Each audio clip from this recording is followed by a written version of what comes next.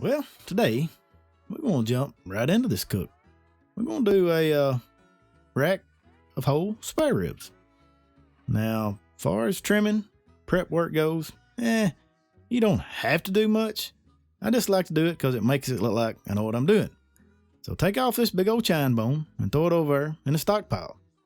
And the rest of it, we're just doing it to make it look all pretty and stuff. We're just going to round off the edges, take off that big old flat meat back there on the back, and any old gnarly looking fat that you see hanging around. Maybe take off that thin end down there. That way it may just burn up in the cook.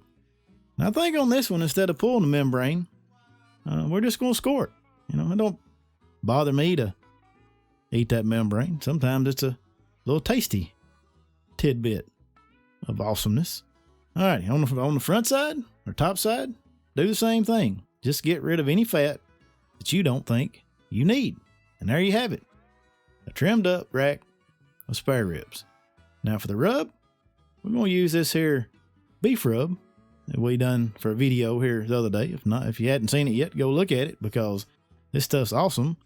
I think it may become the old Mojo AP rub.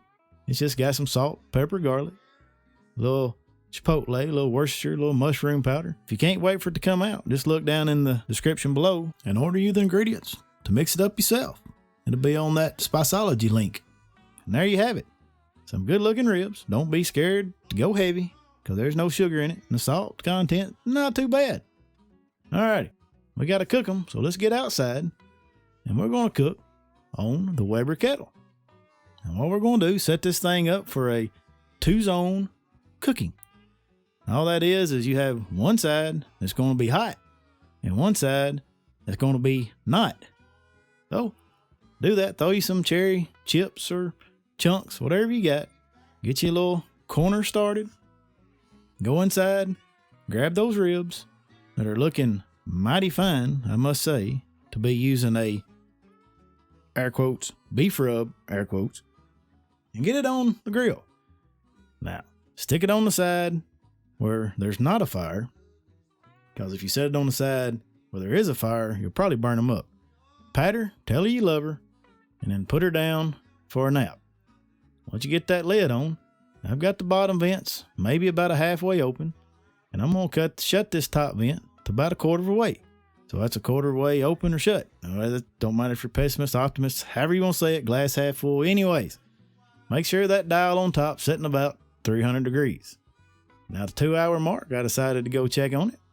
And I must say, they're looking mighty scrumptious. But I want to give her a twist just to make sure one side's not getting more smoke love than the other side.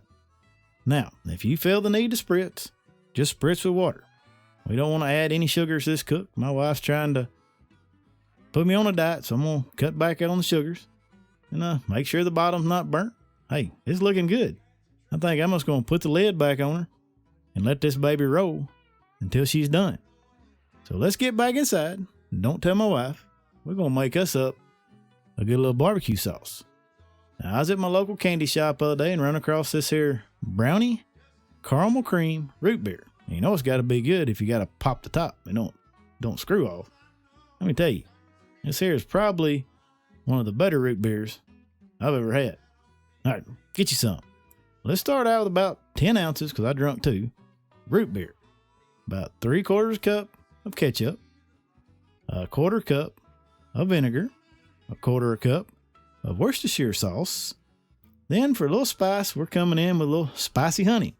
We're going to use a tablespoon plus a smidgen. Head down to your local Mennonite store and pick you up some of this fresh sorghum. Use a tablespoon and 2 smidgens of that. Now, a tablespoon of mustard can go here. We're not using it for a binder. About a teaspoon of garlic. And a teaspoon of fresh ground smoked pepper. You can check that out in that smoked salt video. And just a smidgen of chipotle flakes. Now, salt it up, plus your table. And get her on the eye for about 30 minutes. We'll let her simmer until she looks like this. There you have, a good barbecue sauce. A very good barbecue sauce. Okay, 4.5 hours has passed, and this is what we got. These ribs were cooked on a Weber Kettle with the lid opened 3 times. We put it on, spritzed it, took it off. Yep, that's 3 times. You can tell they're done when you got drawback like that on the bones. And you're setting about 203 degrees between them bones. And another way to tell, the fat probe just slides right into that meat with little or no resistance. And as in any cook we do here, most of the time we gotta let it rest. We're gonna let them rest for about 15 minutes so it don't light us up. And there you have it. They look just like they did before we put them to the rest. But hey, they're good. Oh man, they smell awesome. This rub here, I'm telling you, order you them ingredients, make your own rub. Moisture content, awesome. Smoke ring, awesome. Bite, awesome. Flavor, beyond awesome. Let me tell you, this stuff right here, it's gonna be a hit. I'm gonna call it right now. It's gonna be a hit. Get that bone out. If you watch that bone turn white, that means it was perfectly cooked. Now we will sneak a bite of this here sauce that I'm probably gonna send to my dad if he's watching. And man, it's a good sauce. I'm not gonna lie to you. I kind of want to drink this whole bottle over here. Alrighty, let's just sop that up. Finish eating on this rib. You know what, guys? Glad you stopped by. I appreciate you.